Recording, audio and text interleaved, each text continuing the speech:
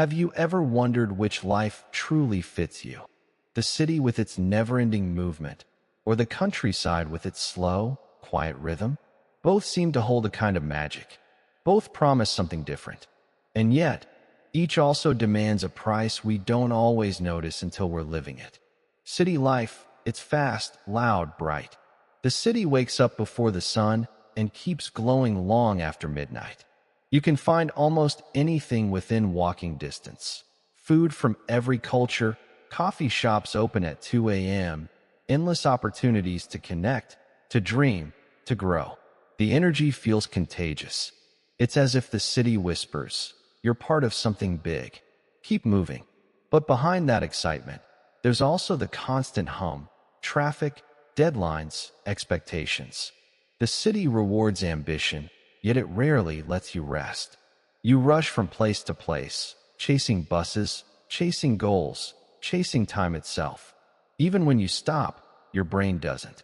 It's filled with noise, the sound of success, the fear of missing out, the silent comparison with others who seem to be living faster, better, higher. Psychologists call it urban overload, the state when our senses take in too much. Lights, sounds, people, screens, all competing for attention. It pushes our brains into survival mode.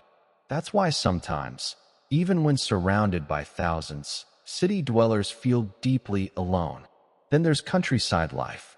The morning starts with birds instead of car alarms. The sky feels wider, time feels slower, and somehow you can hear yourself think. There's rhythm, not to traffic lights, but to seasons. You plant, you wait, you harvest. The pace of nature demands patience, but in return, it gives peace. The countryside doesn't shout. It listens. Still, rural life isn't always the romantic picture painted on postcards. Isolation can be real. Limited job opportunities, fewer healthcare services, and the sense that nothing ever changes. Some people thrive in that stillness. Others feel trapped by it. When you're used to convenience, to being a click away from everything, the countryside can feel like stepping back in time. Yet for many, that's exactly the point. It reminds us that life doesn't need to be constant movement to have meaning. From a psychological point of view, our choice between city and countryside often mirrors our inner needs. The city attracts those who crave stimulation, connection, and progress. It fuels our dopamine system, giving us little bursts of excitement and achievement. The countryside, on the other hand, nurtures our serotonin, calm, stable, slow happiness. One feeds the drive to do, the other feeds the space to be. In cities, people often talk about building a life. In the countryside, people talk about living a life. The difference may sound small, but it reflects how we experience time and purpose. In the city, time is linear, always moving forward.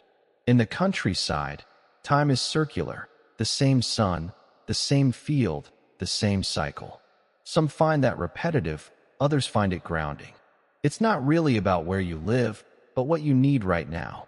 A person in their 20s might crave the city, the energy, the challenge, the endless, what's next. The same person at 40 might crave the countryside, a slower rhythm, more space to breathe. Our environment shapes our mind, but our mind also seeks environments that match our emotional season. And yet, deep down, both lifestyles are chasing the same thing, connection. In the city, we search for it through crowds, through networks, through shared goals. In the countryside, we search for it through nature, family, silence. Two different roads leading to the same human need, belonging. When you strip away the labels, both have beauty and burden. The city teaches resilience, how to adapt, to compete, to create. The countryside teaches presence, how to listen, to wait, to feel. Maybe the ideal life isn't choosing one over the other, but learning how to carry the stillness of the countryside into the rush of the city and the courage of the city into the quiet of the countryside. Because no matter where you live, The real home is the one inside your mind, the place where your thoughts, values, and peace live together without noise. So let me ask you, after listening to this, when you close your eyes, where do you feel most yourself? Under the city lights or beneath the open sky? Which life calls to your soul more deeply?